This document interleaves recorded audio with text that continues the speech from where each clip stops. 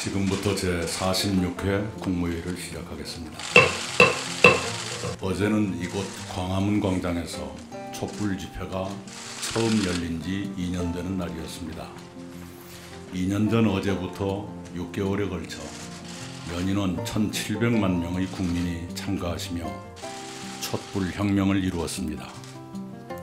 문재인 정부는 그 결과로 탄생했습니다. 촛불을 통해 국민은 무엇을 항의하시고 무엇을 요구하셨던가를 우리는 기억합니다.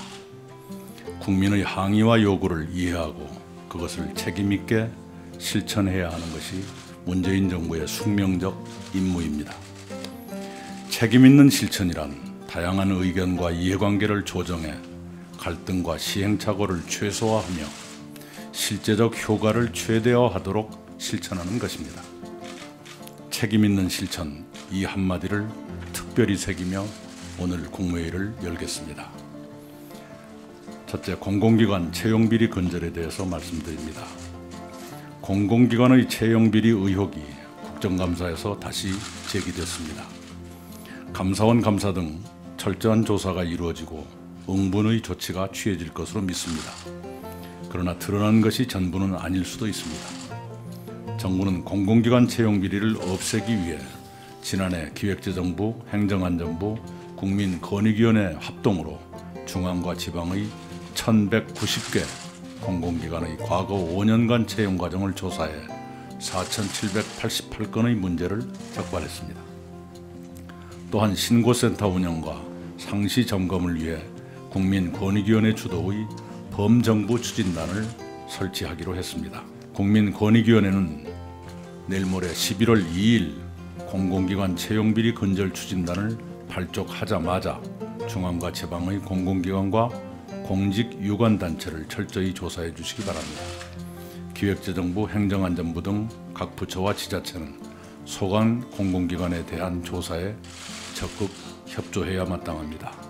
조사 결과를 소상히 밝히시고 위법 부당한 일이 밝혀지면 엄중 처리해 주시기 바랍니다. 그러나 의혹 제기만으로 비정규직의 정규직 전환이 중단 또는 지체되지는 말아야 한다고 생각합니다. 고용노동부와 국민권익위원회는 관계부처와 함께 비정규직의 정규직 전환 과정에 보완할 점이 있는지 점검하고 비리 소지를 없애주시기 바랍니다.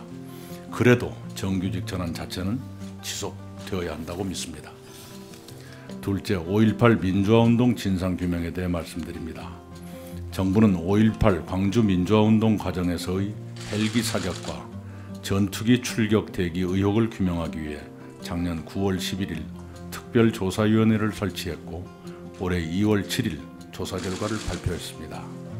또한 계엄군 성폭력의 진상을 밝히기 위해 운영했던 5.18 계엄군 등 성폭력 공동조사단도 내일 활동을 종료하고 그 결과를 모레 발표합니다.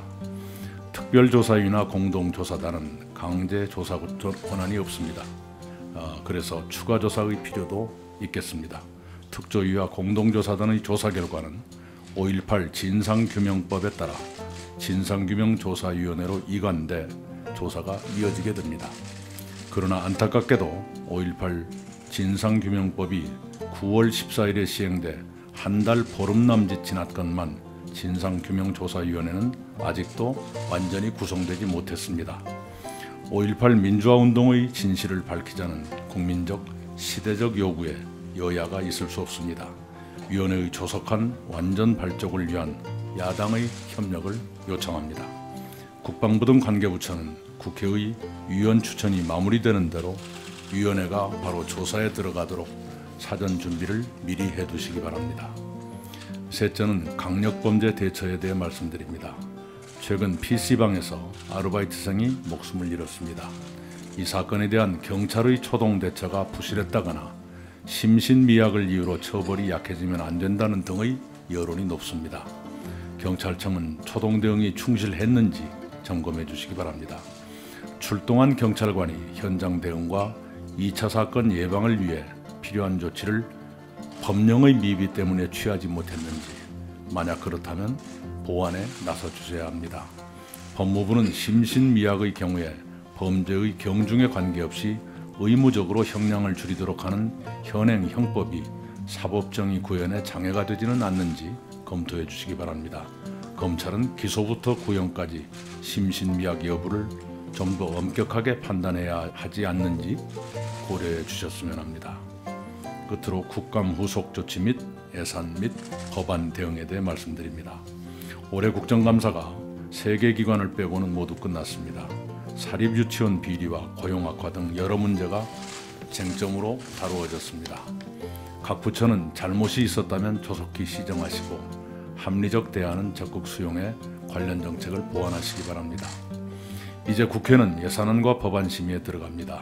각 부처는 국회와 긴밀히 소통하면서 협조를 얻도록 최선을 다해야겠습니다.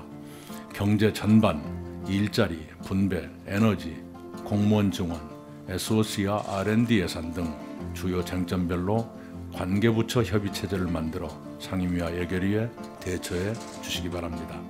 일자리 대책과 재정분권처럼 정부 예산안을 국회에 제출한 이후에 정부의 추가 대책이 나온 사안들은 국회와 협의해서 내년 예산에 꼭 포함되도록 챙겨주셔야 합니다.